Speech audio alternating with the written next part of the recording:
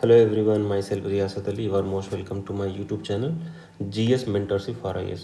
So today is 2nd April 2021. 2 अप्रैल है तो April fool मत समझ लेना, ठीक है ना। आज जनरली लोग अप्रैल फुल मनाते हैं, but today is 2 April and we'll discuss the Hindi news. आप लोग को पता है न्यूज़ डिस्कस करने के बाद in the last minute of the video I give you one GS mains answer question for answer writing. You write your answer and send your PDF file at this number. Telegram करना आपको, right? 8090528260, right? And your copy will be evaluated properly and will be sent back to you with proper feedback, right?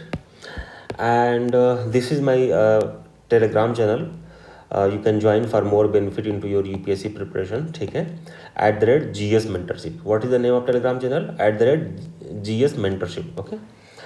And I just want to announce that the whole program, this part video lecture on the Hindi news and answer writing is a part of our mentorship program, right, was one of the part of mentorship program, right, that we have started last year. First we have started in 2019, then second year 2020, and then now for 2022 I am going to launch a new batch, right.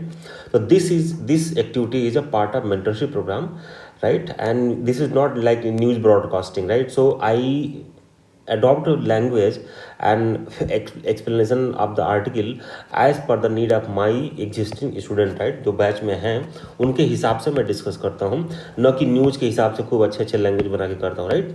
So accordingly take this news as accordingly.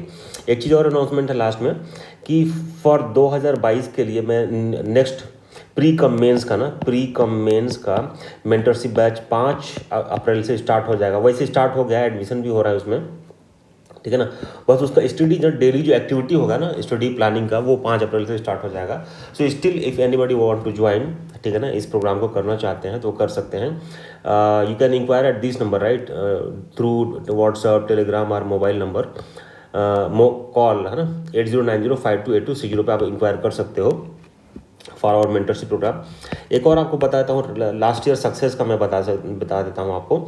जो last year जो मेरा batch था, first batch of mentorship batch था last year का, जो target year जिनका 2020 था, ठीक है ना, तो that was a very small batch, but उस स्मॉल बैच से भी हमारे स्टूडेंट्स अच्छा परफॉर्मेंस किया है under the mentorship of me and my team, ठीक है ना। 3 स्टूडेंट लोगों ने इंटरव्यू को कॉल को क्लियर किया है, ठीक है। Out of this 3, 2 are the first attempter. तो अगर आप पहले अटेम्प्ट में क्वालिफाई किया उन्होंने यूपीएससी, अगर आप अगर आप भी चाहते हो कि आप भी फर्स्ट अटेम्प्ट में यूपीएससी क्वालिफाई करो, तो आप मेंटरशिप प्रोग्राम ये मेरा ज्वाइन कर सकते हो, जिसका नाम है comprehensive pre cum main mentorship programme. That will also include the essay part, है ना, एसे राइटिंग भी इंक्लूड रहेगा, राइट। तो आपको सिर्फ इसके अलावा ऑप्शनल की तैयारी रह जाएगी, बाकी सब हमारे आपका मेंटरशिप प्रोग्राम में सारा GS pre cum mains and essay will be covered, right. More information के लिए आप इस नंबर पे कॉल कर लीजिएगा, ठीक है, ऊपर जो लिखा हुआ है, ठीक है। Thank you so much. अब चलते हैं न्यूज़ डिस्कस करते हैं। अब देखो, अब कल हम लोगों ने न्यूज़ डिस्कस किया था कि हमारे फाइनेंस मिनिस्टर जो निर्मला सीतारमन है, इन्होंने अनाउंस किया था कि हम इंटरेस्ट जो हमारे सेविंग अकाउंट्स हैं, सेविंग जो छोटे स्मॉल अकाउंट्स हैं, उस पर इंटरेस्ट हम कट करेंगे। बट कल रात में ट्विटर आया कि नहीं हम ऐसा नहीं करते हैं, राइट। तो अब इसको पूरा न्यूज़ ही कल का हमारा इरेलेवेंट हो गया। बट जो मैंने प्रीलिम्स पे जो मैंने कॉन्सेप्ट डिस्कस किया था, प्रीलिम्स वाले क्वेश्चंस पे कॉन्सेप्ट आपको पता होना चाहिए, बाकी पॉलिसी चेंज होता रहा कोई दिक्कत नहीं, आपको कॉन्सेप्ट पता रहेगा तो you will be able to deal with the questions in the prelims as well as the main examination, right. तो आप वो चीज़ जानना, बाकी न्यूज़ तो होता रहता ना। पॉलिटिक्स के हिसाब से कलेक्शन न्यूज़ वगैरह सब, चुनावी पार्टियाँ हैं, चुनाव का माहौल चल रहा है कंट्री में, right. So these parties are looking also ना the vote bank, right, in everything, right, they consider into their policies, तो उसको छोड़ दो आप। Yesterday we have also discussed one very good news about that Pakistan allowed the trade with India, but they have also refused, है ना, कि नहीं ऐसा नहीं, हम नहीं करेंगे, right, will not allow the import जब तक हमारा कश्मीर का आर्टिकल 377 रिटर्न नहीं हो जाता, right. So that again yesterday I have discussed extensively, right, कि हाउ मतलब revival of the India Pakistan relation is very important for India, for the sake of India, right, for reviving the activity of this SAARC and how it is important, SAARC revival of the SAARC important for India, and then how it is important for the increasing the importance of India into Indo-Pacific zone. I have discussed all these linkages, but सब कुछ एक ही बार में क्या होगा, हम लोग भी 2 जो अप्रैल है ना, तो अप्रैल फुल बन गए हम लोग भी, राइट। तो जस्ट है ना, वो अब कॉन्सेप्ट जो मैंने कल डिस्कस किया था, राइट, कॉन्सेप्ट जो इस पर डिस्कस किया था, वो दैट कीप इन माइंड, वो यूपीएससी में नेक्स्ट ईयर के लिए आई एम 100% श्योर कि इंडो पैसिफिक से रिलेट करके इंडिया का इंपॉर्टेंस या इंडिया में इसको इंडो पैसिफिक में कैसे लीड कर सकता है, what are the hurdle, what are the scope, है ना, उसमें सब आपको पॉइंट डिस्कस करना। I have discuss this point in many article in the last 1 month, है ना, अलग अलग टाइम पे अलग अलग आर्टिकल जो आया था तो मैंने डिस्कस किया हुआ। आई थिंक उसमें मैंने 2 बार क्वेश्चन भी करवा दिया आप लोग को, ठीक है ना। So just keep in mind, है ना। बाकी ये भी एक पॉलिटिक्स का ही पार्ट है, होता रहता है, झगड़े लड़ाई होते रहते हैं, सीज फायर होता है कभी कभी, राइट। दादा साहब फाल्के पुरस्कार किसको मिल गया? रजनीकांत को मिल गया, राइट। तो जो लोग स्टेट पीसीएस फोकस करते हैं जस्ट कीप इन, है ना, फोकस करो। दादा साहब फाल्के पुरस्कार सबसे पहले कब आया था? 1969 में हुआ था, उसका अनाउंसमेंट हुआ था। और ये हाईएस्ट अवार्ड है, ठीक है ना, इन जो इसमें जो सिनेमा का फील्ड में, आर्टिस्टिक में हाईएस्ट अवार्ड दादा साहब फाल्के पुरस्कार। तो you just keep in mind, right. Rajinikanth को मिला है, ठीक है। ओके, आगे चलते हैं। एक दिल्ली का न्यूज़ है जो है अभी प्रेजेंट कॉन्टेक्स्ट के हिसाब से, देखो दिल्ली इसका नाम है दिल्ली मॉडल वर्चुअल स्कूल। क्या नाम है? Delhi model virtual school. देखो इस साल अभी ना एक क्वेश्चन आया था आपका पेपर 2 में कि ऑनलाइन एजुकेशन का, ठीक है ना, कोविड के टाइम पे, राइट, जो मैंने करवाया था वही क्वेश्चन आया था, राइट। तो ये ना अगर नेक्स्ट, अब देखो कोविड दोबारा सेकेंड वेव ऑफ कोविड आ रहा है, right. So again the school will be senior secondary सब स्कूल बंद रहेंगे, तो उसमें अगेन एजुकेशन डिलीवरी का मैटर आएगा, right. So in this context अगर ऐसा कोई क्वेश्चन आता है तो you can use this Delhi model virtual school, virtual school मतलब ऑनलाइन स्कूल, राइट। तो उसमें that will be very effective, है ना। यहाँ लिखा हुआ Delhi model of virtual school announce recently during the budget मतलब दिल्ली के बजट में, will strive to provide education to student remotely through personalised teaching, learning, effective assessment and use of cutting edge technology. तो ये है, बस you just keep in mind कि ये है, ये एक सोल्यूशन निकाला गया है जो current situation with respect to school education जा रहा है, राइट। फिर इसमें लिखा हुआ है कि this school will have regular teaching, learning activities, assessments and all other education related to facilities. It will operate with the principle of anywhere living, any time learning and any time testing. तो ये quotation याद कर लो। इसका क्या principal है, मतलब इसका basic ethos क्या है दिस मॉडल ऑफ स्कूल का, कि एनी टाइम लर्निंग मतलब you want to learn at 4 AM, ठीक है, fine. Anywhere you want to, अगर आप रूरल इंडिया में हो कोई बात नहीं, हम आपको करवाएंगे, राइट। तो anywhere living, any time learning, any time testing, कभी भी आपका टेस्ट भी हो जाएगा, राइट। जब भी आपको लगता है कि मैंने कोर्स सिलेबस कर लिया है, आप जाकर अपना टेस्ट दे सकते हो, राइट। तो that is good thing, right. तो this is the best solution for the this covid situation, right. तो उसको बस कीप इन टू माइंड, है ना। अब चलते हैं आर्टिकल पेज पे। देखो आर्टिकल पेज पे ये अपने काम का नहीं है, ये भी अपने काम का नहीं, राइट। ये भी ताइवान का बहुत ज़्यादा डीप में, उसको हमारे काम का नहीं है, राइट। ये वाला भी जो आर्टिकल आया है ना, देखो हमने डिस्कस किया था कि प्लेसेस ऑफ वर्शिप एक्ट 1991। तो अभी देखो बाबरी मस्जिद का आपका एक आया था, प्लस अभी 2 मथुरा में और जो वाराणसी में ज्ञानवापी एक मॉस्क है। तो ये क्लेम किया था कि भाई ये पुराने ज़माने में हमारा जो है किसी टेम्पल को तोड़ के बनाया गया था। और जो मथुरा में जो लॉर्ड कृष्णा का जो बर्थ प्लेस है वहाँ पर भी कोई मास्क है, उसको भी तोड़ करके यहाँ उसी प्लेस बनाया गया, राइट। मतलब तो उसमें ये चूँकि सुब्रमण्यम जी का है, ये सांसद हैं और अभी देश के सबसे बहुत बड़े नेता भी हैं, इंदिरा गांधी के टाइम से है, राइट। उस समय से बहुत हाई लेवल के पॉलिटिक्स में रहे हैं, राइट। इंदिरा गांधी से काफ़ी मुलाकात होना। तो देखो इनका जो माइंडसेट है जनरली हिंदू मुस्लिम वाला भी इनका माइंडसेट उसमें चलता रहता है, राइट। तो हम इस आर्टिकल के डीप में नहीं जाएंगे और आपसे भी रिक्वेस्ट करेंगे ये सब चीज़ों में अभी आप ना कि हिंदू तोड़ा गया, मुस्लिम मंदिर तोड़ा गया, सब चीज़ों में मत पढ़ना आप लोग, ठीक है ना। अभी आप लोग को क्या करना, बस एक चीज़ जानना है, राइट, कि ये प्लेसेस ऑफ वर्शिप एक्ट, अच्छा इस पर हमको कब ज़्यादा हम लोग दिमाग लगाएंगे, जब इस पर इसके अगेंस्ट PIL किया गया, राइट। जो मथुरा वाले जो मॉस्क है और जो वाराणसी जो ज्ञानवापी, दोनों के अगेंस्ट ना एक PIL गया है सुप्रीम कोर्ट में। सुप्रीम कोर्ट ने कंसीडर भी कर लिया है उस पर हियरिंग के लिए, राइट। तो जब उसका जजमेंट आएगा ना, then will get into the pros and cons, उस पर श्योरली आर्टिकल आएगा, then will discuss on that, right. अभी आपको क्या जानना है कि जब प्लेसेस ऑफ वर्शिप एक्ट 1991 आया था, वो क्या कहता है, वो ये कहता है, ठीक है ना, वो ये कहता है कि जितने भी 15 अगस्त 1947 तक जितने भी जो भी हमारे जो प्लेसेस ऑफ वर्शिप हैं, टेम्पल है, मॉस्क है, वो जिस कंडीशन में थे उस दिन वैसे ही रहेंगे, आगे कंटिन्यू रहेंगे, उसमें कोई चेंजेस नहीं किया जाएगा। बस इतना जानना उस आर्टिकल का कहने का मतलब ये है। और इस आर्टिकल में एक दो चीज़ें अच्छी हैं जो है आपके पोलिटी वाले में आंसर में काम आएगा, उसका नाम है, मैं ये रीड कर देता हूँ। दिस इंपॉर्टेंस ऑफ देखो आर्टिकल 32 का क्या है, आर्टिकल 32 क्या देता है हमको, रेमेडी देता है ना, ठीक है ना। तो article 32 can be understood by the word of chairman of the constitution drafting committee doctor B R Ambedkar, who asserted that inter alia that article 32 is very soul of, है ना, is very soul of constitution and most important article of the constitution। तो ये पहले quotation में ये कभी भी कोई आपका आ जाए फंडामेंटल राइट वायलेशन का, बेसिक स्ट्रक्चर का, सब चीज़ों का, तो ये कोटेशन यूज कर सकते हो। किसका है, डॉक्टर भीमराव अम्बेडकर का, और ये he was the chairman of the drafting committee, right. तो ये ध्यान कर लेना आप लोग, ठीक है ना। Under article 32 of the constitution of India the supreme court has power to issue writs appropriate for enforcement of all fundamental right conferred by the part 3 of the constitution। तो ये भी आप याद कर लो, ठीक है ना। ऑलरेडी आप लोग जब फंडामेंटल राइट चैप्टर पढ़ते हो तो वहाँ पे दिया हुआ है, बट अब जस्ट रिमाइंडर है ना। The top court on the various stances rule that in the view of the constitutional scheme and jurisdiction conferred on the Supreme Court under Article 32 and on the High Court under Article 226 of the constitution that, क्या बोला है, various time पे क्या supreme court ने rule किया है,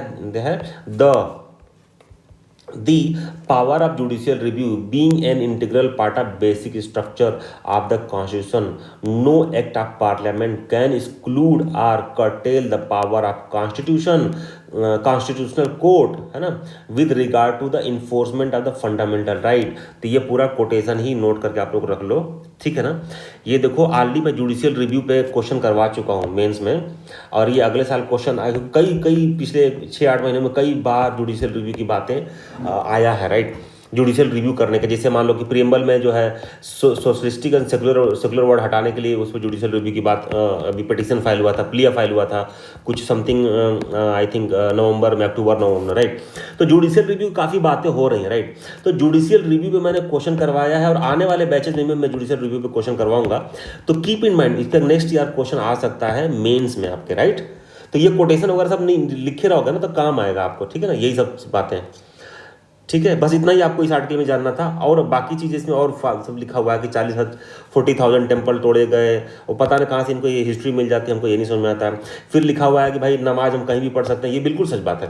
कुरान पाक में लिखा हुआ है, हमारे हुजूर पाक मतलब हज़रत मोहम्मद ने बताया है कि पूरी दुनिया ही आपकी मस्जिद है, एनी वेयर यू कैन। आपका नमाज का वक्त हो गया तो अपना मुसल्ला बिछाओ, जो एक ना छोटा सा वो बिछाते हैं ना, वहाँ बिछा ले करके, और उस पर आप यू कैन प्रे। ये बिल्कुल सच बात है, ये बिल्कुल सच बात है। इसका मतलब ये नहीं कि जितने भी मॉस्क बने हुए हैं उस पर अननेसेसरी क्लेम लड़ाई झगड़ा, जो 500-800 साल पहले हो गया उस पर लड़ाई झगड़ा करके, और जो भी हमारी जो फ्रेटर्निटी है कंट्री की, जो प्रीएम्बल में लिखा हुआ फ्रेटर्निटी, राइट, उसको चले जाए, राइट। अगर वो है तो ऐसा थोड़ी कि फिर सारा प्रेयर आपको जो है सिर्फ टेम्पल में ही होता है, या गिरजा घर में ही होता है, या आपके गुरुद्वारा में ही होता है। राम जी या एनी गुरुद्वारा, वो तो हर जगह है ना, वो तो हर के पत्ते पत्ते पे मौजूद है, राइट। तो प्रेयर एनीवेयर कैन भी हो सकता है। हम लोग को एज ए डेमोक्रेटिक कंट्री जो पीछे हो गया, हिस्ट्री जो चला गया 1000 साल पहले, we should not get into this. Political science में बताया जाता है ना, पॉलिटिकल साइंस इन स्टूडेंट का होगा कि अगर हम पिछले हिस्ट्री की बातों को उठा के सॉल्व करेंगे तो हम कभी भी चीज़ों को रिजॉल्व नहीं कर पाएंगे, will not be able to move ahead. European union का जो होता है ना, जो आपका IR वाला पोर्शन है, उसमें ये आर्टिकल डिस्कस किया गया, right. So we should not get into all this कि प्रीवियस में क्या हुआ। हमको आगे जाना है, अपनी कंट्री को आगे बढ़ाना है ना। We people of the India ना, we should go for the happiness, prosperity and एक साथ होकर काम करने की रिक्वायरमेंट, राइट। तो अभी बस इतना जानो, जब सुप्रीम कोर्ट जजमेंट आएगा तो विल डिस्कस, उस पर आर्टिकल आएगा, विल डिस्कस ऑन दैट, ठीक है। आज का न्यूज़ और देख लेता हूँ क्या क्या है। बिम्स्टेक का मीट हुआ है, देखो अभी मिनिस्ट्रियल मीट हुआ है, ठीक है ना। ये क्या था, मिनिस्ट्रियल मीट हुआ था। अब तक 4 समिट लेवल की मीट हो गया है, 4 समिट हो चुका है, 5वां समिट होने वाला, राइट। तो इसमें लिखा कि BIMSTEC meet skilled the Myanmar violence. तो म्यांमार वायलेंस पे वहाँ पे बात नहीं हुआ है, जो अभी मिनिस्ट्रियल मीट हुआ था, जो कि होना चाहिए था। तो बिम्स्टेक का कितने मेंबर हैं आपको पता है, 7 मेंबर्स हैं, ठीक है ना। 7 मेंबर्स हैं। आप लोग मुझे कमेंट करके बताना 7 मेंबर कौन कौन से हैं। और 7 मेंबर में म्यांमार भी है, जहाँ पे इशू चल रहा है। म्यांमार भी पार्टिसिपेट किया था, बट म्यांमार के इशू पर डिस्कशन नहीं हुआ, राइट। ये एक इशू है, एक लगना जो कि होना चाहिए था। अब देखो क्या कर रहा है कि बिम्स्टेक है ना, bay of Bengal initiative for multi sectoral technological and economic cooperation इसका नाम है, विच वॉज हेल्ड वर्चुअली हुआ है। The meeting draw participation from all 7 member state including Myanmar, which witnessing a large scale crackdown, तो अभी जो वायलेंस हो रहा है वहाँ पर, ठीक है ना। अब देखो उसमें कह रहे हैं कि हमारे नेशनल सिक्योरिटी एडवाइजर क्या कहते हैं कि they have been working closely and have moved forward in several aspect of security cooperation. ये चीज़ देखो ध्यान रखना, बिम्स्टेक का सबसे बड़ा एस्पेक्ट क्या है, सिक्योरिटी वाला एस्पेक्ट है, हालांकि उसमें डायरेक्टली मेंशन नहीं है नाम में।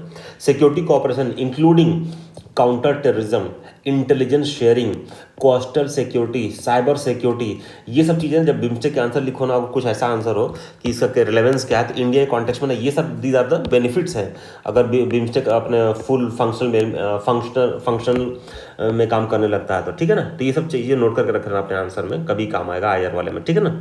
अब देखो यार, अच्छा देखो अभी तक यही था कि बिम्स्टेक, अच्छा पहले मुझे कमेंट सेक्शन में करके ये बताना आप लोग कि बिम्स्टेक जो है ना, बिम्स्टेक का सबसे पहली बार फॉर्मेशन कब हुआ था, ठीक है ना, कब इसका बर्थ कब हुआ था, मुझे कमेंट करके बताना। और इसका किस किस कहाँ पर हुआ था, उस कन्वेंशन का क्या नाम है, ठीक है, मुझे कमेंट करके बताना, मैं देखता हूँ आप लोग को याद है कि नहीं।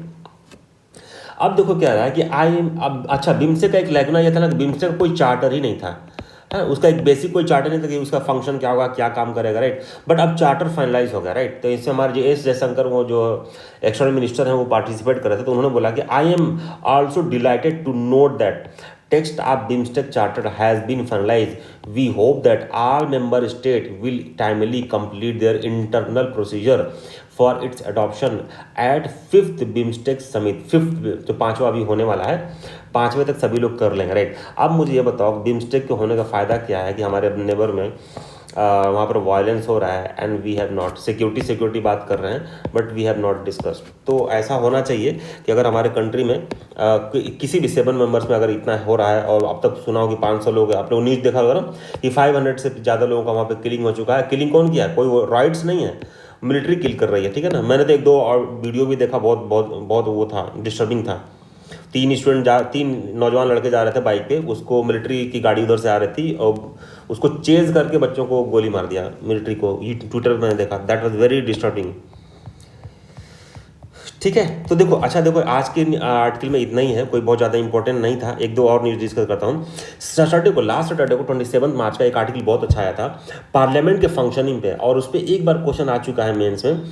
अगेन आई एम सेइंग कि उसका ना मल्टीपल फेसेट में पार्लियामेंट फंक्शनिंग पे इशू चल रहा है, और कई बार उस पर इशू हो चुका है पिछले 2-3 सालों में, और उस पर अगले साल मेंस का क्वेश्चन बनता है। तो उसको अभी डिस्कस करूंगा, वो आर्टिकल जो लास्ट सैटरडे को आया था, सैटरडे को, ठीक है ना। ये मैं डिस्कस करता हूँ, लास्ट 1-2 न्यूज़ है, उसको डिस्कस करने के बाद डिस्कस करता हूँ। Rawat launches joint logistic hub. अब देखो उसका फायदा क्या है। रावत मतलब ये हमारे चीफ है, वो हमारे आप जो हैं आपके डिफेंस, तीनों डिफेंस के, तो उसमें सबसे इसका बहुत बड़ा इंपॉर्टेंस है, move to boost tri service integration. अब इसको मैं पढ़ूंगा, इसको सुनते जाना आप लोग, ठीक है ना। As a part of major to boost tri service integration. क्या है ट्राई सर्विस, मतलब थल सेना, जल सेना, नेवी, राइट, सबको। And resource optimisation. Chief of defence staff general Bipin Rawat on Thursday operationalised the 3rd joint logistic node. कौन थर्ड, मतलब 1 और 2 हो गया, थर्ड अभी हो रहा, 3rd joint logistic node JLN इन मुंबई। तो ये ध्यान रखना, ये थर्ड वाला है। These JLNs will provide integrated logistics cover to armed forces for their small arms ammunition, ration, fuel, general storage, civil hire transport, aviation, clothing, spares of also engineering support in an effort to synergize their operational effort. तो देखो पहले जानते हो क्या होता था, पहले ये शिकायत होती थी कि जो हमारा जो तीनों आर्मीज हैं, तीनों में आपस में कोऑर्डिनेशन नहीं होता है, जो कभी वॉर हो जाता है, राइट। तो इसको कोऑर्डिनेशन करने के लिए ये हमारा चीफ ऑफ डिफेंस स्टाफ का जो पोस्ट आया था, किया गया था, राइट। अब इन तीनों के ना जो ऑपरेशनल चीज़ें उसको करने के लिए तीनों में ऑपरेशनल लेवल पे कोऑर्डिनेशन हो, तो ये जो है आपका जो JLN आया है, ज्वाइंट लॉजिस्टिक नोड जो है पुट हुआ है। तो ये आपका 3rd मुंबई में हुआ है। 2 इससे पहले कहाँ हुए थे, उसको भी ध्यान रखो आप लोग। 2 इससे पहले हुआ था, एक हुआ था ये तो JLN मुंबई हो गया। अब देखो यहाँ पे गुवाहाटी में भी है, गुवाहाटी आपको पता है ना, देखो ये मुंबई इधर मतलब आपके वेस्ट में, और इधर ईस्ट में हो गया, और एक और कहाँ पर, एक साउथ में भी है, पोर्ट ब्लेयर का। पोर्ट ब्लेयर मतलब अंडमान निकोबार में है। तो 3 ये है प्रीलिम्स पॉइंट ऑफ व्यू से, या आपके प्रीलिम्स के जो मैचिंग पॉइंट ऑफ व्यू से आ जाएगा ऐसे करने के लिए, उसमें कंफ्यूज मत हो जाना आप लोग, ठीक है ना। और खासकर जो लोग स्टेट पीसीएस देते हैं उनके लिए तो बहुत ज़्यादा इंपॉर्टेंट है ये। एक और है देखो, शुगर केन पे, और शुगर केन और जो फार्मर्स हैं उनका इशूज है, शुगर केन जो फार्मर्स हैं उन पे एक बार मेंस में क्वेश्चन आ चुका है, इसलिए बस ये डेटा नोट कर लो कि dues from mills to sugar cane farmers has gone to 23,000 crore. मतलब जो शुगर केन जो मिलर्स हैं, दो दो जो शुगर केन को जो करके उस वहाँ जो जगरी और जो जो जो आपका शुगर बनता है उनका बिल ही नहीं पे कर पा रहे हैं, उनका ऑपरेशनल कॉस्ट इतना ज़्यादा होगा, और खासकर जो एमएसपी है वो सफिशियंट नहीं है, राइट। तो ये एक इशू होता है, बस एक इशू नोट कर लो कि अभी ये इस साल का जो सीजन में है ना, ये इंक्रीज कर गया है इंडिया कॉन्टेक्स्ट में। अभी फरवरी तक 22,900 करोड़ था, अब 23,000 करोड़ हो गया, राइट। तो अगर शुगर केन जो फार्मर्स हैं उनको पेमेंट ही नहीं मिलेगा, उनका एमएसपी ही नहीं मिलेगा, और जो शुगर मिलर्स हैं, राइट, जो मिलर्स हैं अगर वो अच्छे से फंक्शन नहीं करेंगे तो काफ़ी जो खासकर जो हम डबलिंग फार्मर्स है और जो अशोक दलवाई कमेटी का रिपोर्ट है उस पर हम देख रहे हैं कि उस पर अच्छे से प्रॉपर इंप्लीमेंटेशन नहीं हो पा रहा है, right. Just keep in mind, एक पॉइंट नोट कर लो। और आपको पता है कि ना कि आपका जो जो फेयर एंड रिम्यूनरेटरी प्राइस होता है उसमें केन के लिए ये प्राइस होता है इस पे। तो आप लोग मुझे कमेंट सेक्शन में करके बताना कि एफआरपी कौन डिसाइड करता है, FRP, who decide FRP, right, और हु गिव अप्रूवल, ठीक है ना। चलो, अच्छा एक चीज़ और है, अभी कुछ दिन पहले हम लोग न्यूज़ देखे थे ना कि पाकिस्तान हमसे शुगर केन इंपोर्ट करेगा ना, कल ही परसों आई थिंक डिस्कस किया था ना, इंपोर्ट करे, क्योंकि पाकिस्तान में शुगर बहुत महंगा हो रहा है, और जो अदर नेबरिंग कंट्रीज वहाँ पर भी महंगा हो रहा है, और इंडिया में बहुत चीप रेट पे है। तो यहाँ से जब एक्सपोर्ट जाएगा तो अच्छा रहेगा वहाँ पर, और इंडिया के लिए बेनिफिट होगा, ठीक है, ये चीज़ है। अब चलते हैं आगे, अब चलते हैं नेक्स्ट आर्टिकल पे जो बहुत इंपॉर्टेंट आर्टिकल है, लास्ट सैटरडे को आया था, तो वो मैं डिस्कस करता हूँ इसको। पूरा सारे आर्टिकल का सारा पॉइंट ही है, उसको मैं पूरा रीड करता जाऊँगा, आप लोग सुन लेना और नोट करना अपने आंसर, ठीक है ना। तो आर्टिकल का नाम है डोरमेंट पार्लियामेंट, देखो नाम ही है डोरमेंट पार्लियामेंट, है ना। फेडिंग, एक सेकेंड ये यार हट जाओ, डिस्टर्ब ना करो। फेडिंग बिजनेसेस, जो फेडिंग बिजनेस मतलब जो पार्लियामेंट का बिजनेस है, जो फंक्शनिंग है वो फेडिंग आगे हो रहा है, right. Gradual deterioration in parliament functioning has to be stopped if it is to fulfil the its constitutional mandate, अगर पूरा करना है तो करना, राइट। अब देखो क्या है, जो अभी जो इस साल का जो बजट सेशन हुआ था ना पार्लियामेंट का, ठीक है ना, तो 2 वीक कम हुआ है, ठीक है ना, 2 वीक पहले ही उसको बंद कर दिया गया, इसलिए कि स्टेट इलेक्शन चल रहे हैं, तो सारे नेता कह रहे हैं कि भैया हमको इलेक्शन में प्रचार करना है, हाँ, इसलिए हमको पार्लियामेंट फंक्शन अगर कोई बात नहीं, हमको प्रचार करना बहुत जरूरी है, राइट। मतलब कंट्री ना चले, जो मैंडेट लेके आप पार्लियामेंट में गए हो, कोई बात नहीं, उसको तो हम बाद में देख लेंगे, अभी हम स्टेट इलेक्शन जीत लेते हैं, राइट। तो एक लेकुना तो ये है, right.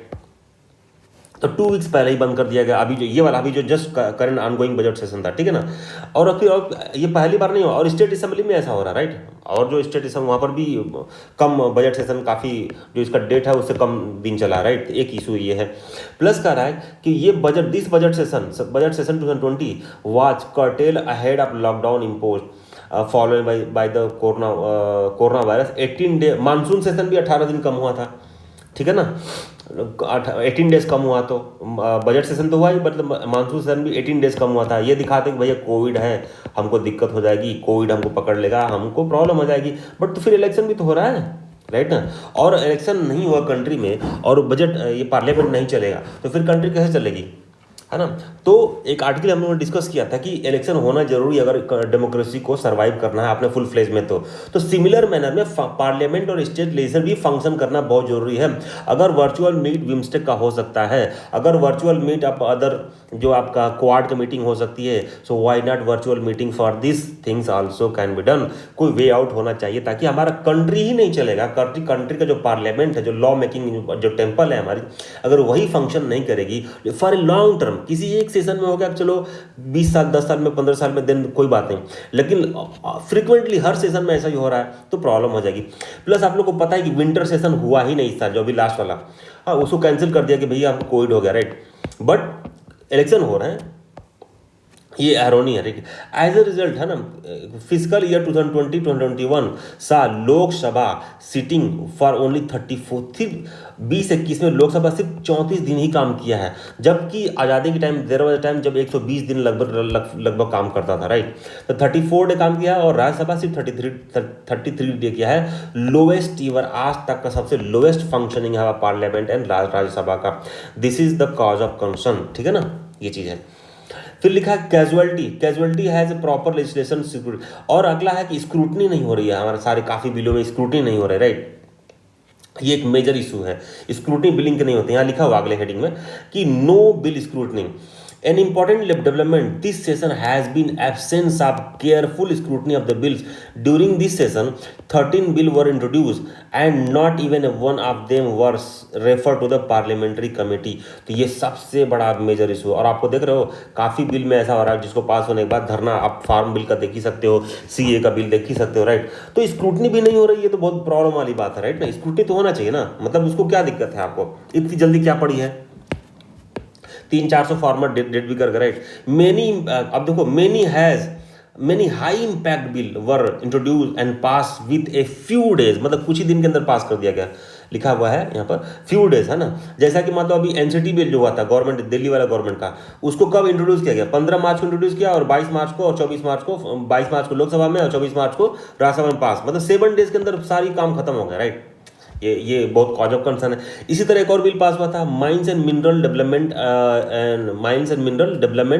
And regulation amendment bill 2021, ये भी फ्यू डेज के अंदर पास कर दिया गया, ठीक है ना। तो जो कि अमेंडमेंट किसका था, मिनरल्स एक्ट 1957 का था, उसको भी बिल पास कर दिया गया। इसी तरह एक और बिल है ये वाला, जो national bank for financing infrastructure and development NAFID जो बिल आया था, उसको कब, उसको भी विद इन फ्यू डेज के अंदर उसको ना, मतलब ये तो फर्स्ट टाइम बिल है, उसको कोई डिस्कशन भी नहीं हुआ, उसको पास कर दिया गया, राइट। फिर इसी तरह एक और बिल है, इंश्योरेंस अमेंडमेंट बिल था, जिसका ये था कि 49% से 74% इसमें लिमिट FDI बढ़ा दिया जाएगा, वो भी विद इन जस्ट एक वीक के अंदर ही उसको पास कर दिया गया, राइट। तो ये जब तक इन सारे बिल पे स्क्रूटनी नहीं होगी, सारे स्टेक होल्डर को का जो व्यू है नहीं किया जाएगा। और स्टेक होल्डर का व्यू तभी आता है जब आपके पार्लियामेंट्री कमेटी उस पर के पास बिल जाता है। पार्लियामेंट्री कमेटी क्या करती है, हर क्लाउज पे proper discussion, debate, expert view लेती है, सारे स्टेक होल्डर के साथ डिस्कशन करती है, और जो भी लॉन्ग टर्म या शॉर्ट टर्म में जो लैकुना, ये जो हिडन इशूज रहते हैं, ताकि जो लॉन्ग टर्म इशू ना क्रिएट करे, वो सब पे डिस्कशन होता है। बट ये सारे बिल में नहीं हुआ, राइट। फिर ये है कंसल्टिंग हाउस पैनल, ठीक है ना। अब देखो एक और प्रॉब्लम है, ये हाउस पैनल को, वही जो अभी जितने पैनल्स हैं, तो देखो बिल जो है ना, दिखाया है कि जो 14 लोकसभा था उसमें 16% बिल को कमेटी को भेजा गया था, 14 लोकसभा में, जब 2004 से 9 के बीच, और 15 लोकसभा में 71% बिल को भेजा गया था। सब डेटा नोट कर लो, आपको ये अगले साल का मोस्ट इंपॉर्टेंट क्वेश्चन है, पार्लियामेंट फंक्शनिंग पे क्वेश्चन आ सकता है, ठीक है ना।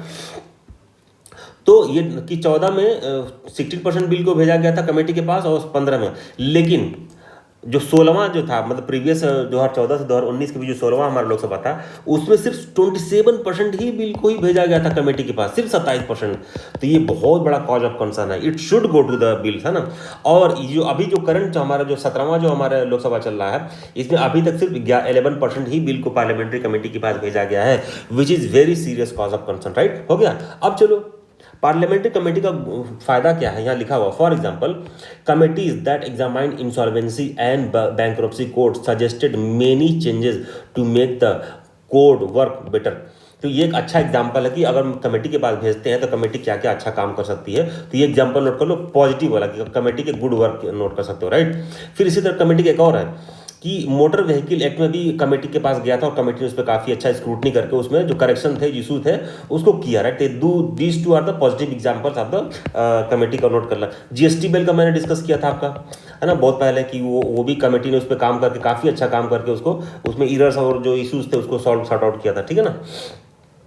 अब देखो तीसरा प्रॉब्लम क्या हो रहा है पार्लियामेंट फंक्शन में, कि काफी बिल को मनी बिल की तरफ पेश कर दिया जा रहा है, राइट, है ना। जो डूबियस प्रैक्टिस है, लिखा डूबियस प्रैक्टिस लिखा हुआ है इसमें। आधार बिल को आपको पता ही गया था, काफी फाइनेंशियल बिल को करके पास कर दिया गया था, जिसका नाम क्या है, ठीक है ना। जैसे लिखा हुआ कि the finance bills over the last few years have contained several unconnected items such as restructuring of tribunal को फाइनेंस बिल में पास कर दिया गया, ठीक है ना, रिस्ट्रक्चरिंग ऑफ ट्रिब्यूनल्स में। फिर इंट्रोडक्शन ऑफ इलेक्टोरल बॉन्ड को भी फाइनेंस बिल में पास कर दिया गया था, and amendment to foreign contribution act, ये भी फाइनेंस बिल के तहत पास कर दिया गया था। और देखो फाइनेंस बिल के तहत लाने का पर्पज ये होता है कि राज्यसभा में जाएगा तो सिर्फ इस पर राज्यसभा रिकमेंडेशन दे सकती है, इस पर कोई अमेंडमेंट और मूव नहीं पास कर सकती, राइट। तो ये भी मतलब एक तरह से cause of concern, right, as per the order, ठीक है ना, ये नोट कर लो। सिमिलर इसी तरह के finance bill has major amendment to the life insurance corporation 1956 as the bill money bill,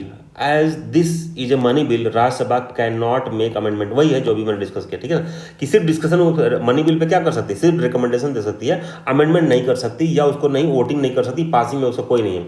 money bill आपको पता है राज्यसभा में 14 दिन के अंदर नहीं किया तो कोई बात नहीं, वो अपने आप पास मान लिया जाएगा। तो ये एक बड़ा प्रॉब्लम है, right. These are the challenge, आपको उसको नोट करके रख लेना, ठीक है ना। फिर यहाँ लिखा हुआ है, इसमें ये लिखा हुआ कि सुप्रीम कोर्ट को फिर इस पे आना चाहिए, एक प्रॉपर गाइडलाइन देना चाहिए ताकि जो मनी बिल का इशू है ना, उसको सही हो ना। तो ये आगे लिखा हुआ था यहाँ पे, ये कोर्ट को आना चाहिए इस पे, तो ये एक नोट कर लो, काम आना चाहिए। फिर ड्यूरिंग दिस सेशन, जो अभी करंट सेशन लिखा गया है कि the constitution require the Lok Sabha to approve expenditure budget of each department. अच्छा, एक और है कि जो हमारा बजट होता है, सारे जो डिपार्टमेंटल होता है, सारे डिपार्टमेंटल स्टैंडिंग कमेटी होती हैं, सबके पास अपना बजट जाता है और सब उसको क्लाउज बाय क्लाउज डिस्कशन करती हैं। बट इस वाले बजट सेशन में भी कुछ इशू है, जो डिपार्टमेंटल स्टैंडिंग कमेटी का जो पर्टिकुलर हर डिपार्टमेंट का जो मिनिस्ट्री का जो बजट है उसमें भी शायद प्रॉपर डिस्कशन नहीं हुआ है। लिखा हुआ है the Lok Sabha has listed budget just 5 minister, 5 he ministries का उन्होंने बजट को दिखाया for detail discussion and discuss only 3। तो ये बहुत बड़ा चैलेंज की बात है, राइट। तो मिनिस्ट्री का बजट भी ढंग से नहीं डिस्कस किया जा रहा है, ये भी इशू है। 76% of the total budget was approved without any discussion. 76% budget without किसी डिस्कशन के पास कर दिया गया। तो ये नोट कर लो, आपके एग्जाम में काम आएगा, जो लैकुना वाले चैलेंजेस वाले में एरिया में, right. This behaviour was in line with the trend of the last 15 year, और ये पहली बार नहीं हो रहा है, ये पिछले 15 साल में होता चला आ रहा है। During which 70 to 100% of the budget have been passed without discussion in the most years. तो लास्ट ये नोट कर लो कि लास्ट 15 साल में अराउंड 70% के आसपास बिना डिस्कशन के पास कर दिया जाता है, राइट। तो एक तो मनी बिल वाला प्रॉब्लम और मिनिस्ट्री का बजट डिस्कशन प्रॉपर नहीं होता, एक ये इशू है। प्लस थर्ड प्रॉब्लम क्या है कि मिसिंग ऑफ डिप्टी स्पीकर। देखो आर्टिकल 93 क्या कहता है, आर्टिकल 93 ये कहता है कि constitution state that the house of people shall as soon as may be choose 2 members of the house to be respectively speaker and deputy speaker. Deputy speaker post खाली है काफ़ी दिनों से, और आपको पता है कि जो हमारे स्पीकर थे उनका तबीयत खराब, कोविड का कुछ चांसेस आ गया था तो वो खाली जगह पड़ा था, राइट। जबकि डिप्टी स्पीकर होना चाहिए, है ना। तो इससे पहले एक ही बार ऐसा हुआ था 98 में कि जब डिप्टी स्पीकर इलेक्शन के बाद 269 डे तक प्रेजेंट नहीं थे, राइट। और उसके बाद ये पहली बार इस समय हुआ कि अभी तक जो इलेक्शन के बाद डिप्टी स्पीकर का इलेक्शन नहीं हो पाया, राइट। तो ये भी होना चाहिए, एब्सेंस है उनका, ठीक है। यहाँ लिखा होगा the deterioration in the parliament functioning is not recent phenomenon, और ये पहली बार नहीं हो रहा। फॉर एग्जाम्पल यहाँ लिखा हुआ है the monsoon session of 2008 had set some interesting is record। उसमें क्या हुआ था कि मैं रीड कर रहा हूँ, the session went until Christmas as the government wanted to use a parliamentary rule that no confidence motion could not be moved twice within a session। तो उसको बाईपास करने के लिए 2018 का सेशन बहुत लंबा चल गया था, ठीक है। तो वो भी एक ठीक नहीं है, ठीक ना। दैट सेशन ये अभी तक दैट सेशन आल्सो सा 8 bills being passed in the Lok Sabha with in 17 minute. 17 minute के अंदर ही 8 बिल लोकसभा में पास कर दिया गया था 2008 में। ये भी बहुत बड़ा इशू है, राइट। द फॉलोइंग लोकसभा 2009 से 2014 वाला saw a lot of disruption to work with about third of the its scheduled time lost। तो 1/3 इतना ज़्यादा डिस्ट्रप्शन हुआ कि 1/3 जो टाइम था टोटल साल का पार्लियामेंट का, ये लॉस्ट हो गया सिर्फ डिस्ट्रप्शन में। वो जो धरना करते हैं लोग आपस में शोर मचाते हैं, हमारे पार्लियामेंटरी जो सांसद होते हैं देश से कि हम देश के लिए लॉ बनाएंगे, और सबसे खराब वहाँ पर शोर शराबा वही लोग करते हैं, राइट। तो this is again unparliamentary the performance by the MPs, right. तो ये भी एक इशू हो रहा था उसमें, ठीक है। अब क्या पार्लियामेंट्री स्क्रूटनी इज की, तो इन्होंने ये दिखाया, अब सोल्यूशन ये दिखाया है कि parliament has central role in our democracy as representative body that checks the work of government. ये स्टेटमेंट नोट कर सकते हो आपने वे आउट में आंसर लिखने के लिए, ठीक है ना। It is also expected to examine all legislative proposal in detail, understand their nuances and implications of the provisions and decide on appropriate way forward. तो इसलिए पार्लियामेंट्री कमेटी का ये बड़ा रोल है। In order to fulfil its constitutional mandate, it is imperative that parliament function effectively। ये solution बताया है, अगर पार्लियामेंट को अपने कॉन्स्टिट्यूशनल मैंडेट को पूरा करना है तो प्रॉपर जो रूल है, तो रूल ऑफ प्रोसीजर उसमें काम करना चाहिए, ठीक है ना। Providing sufficient time to MPs for examine issues, MPs को सफिशिएंट टाइम मिलना चाहिए, and require that all bills and budget are examined by committees for public feedback with public feedback taken, ठीक है ना। In sum parliament need to ensure sufficient scrutiny over the proposals and actions of the government. तो ये solution लिखा हुआ था, एक अच्छा आर्टिकल है, इसको सारे पॉइंट नोट कर लेना आप लोग, अगले साल का ये इंपॉर्टेंट क्वेश्चन बन सकता है। अब आप लोग को मैं क्वेश्चन डिस्कस करता हूँ आज का, ठीक है ना। चलिए, तो पहले मेंस वाला क्वेश्चन, इसको आप लोग नोट डाउन कर लीजिए, बहुत अच्छा क्वेश्चन है, बहुत ही अच्छा क्वेश्चन है। Indian Parliament has decreased its functioning and importance rather than increasing its stature with time। तो अभी करंट का, अभी जो बदलते टाइम, बीतते टाइम के साथ उल्टा काम हो रहा है। Do you agree? Critically comment on the statement, ठीक है ना। ये मेंस का हो गया। अब चलते हैं पीटी क्वेश्चन पे। तीनों क्वेश्चन बहुत अच्छे हैं, मैंने करंट कॉन्टेक्स्ट पे और करंट से और कंटेम्प्रेरी इशूज बना के दिया है, ठीक है ना। इसको आप लोग सॉल्व करके मुझे, आप उसमें कमेंट करके मुझे बताइएगा। तीनों है, ये पहला जो क्वेश्चन है बहुत इंपॉर्टेंट है प्रीलिम्स के पॉइंट ऑफ व्यू से। पिछले 2 बार का मुझे याद है कि जब एक अल्टरनेटिव इन्वेस्टमेंट फंड बना था AII, और जब एक जो NIIF बना था, तो दोनों साल प्रीलिम्स में क्वेश्चन आया था। तो उसकी ये भी इंफ्रास्ट्रक्चर के लिए बना, फाइनेंसिंग बैंक बना है, तो इस पर आप लोग करके मुझे बताना, ठीक है ना। पहला क्वेश्चन। दूसरा क्वेश्चन रैयतवाड़ी सेटलमेंट का मैंने दिया है, और इक्विनॉक्स का दिया है तीसरा क्वेश्चन। इक्विनॉक्स वाला क्वेश्चन आ सकता है, तो कभी सोलर इवेंट सब चीज़ हुआ था तो उसमें आ सकता है क्वेश्चन।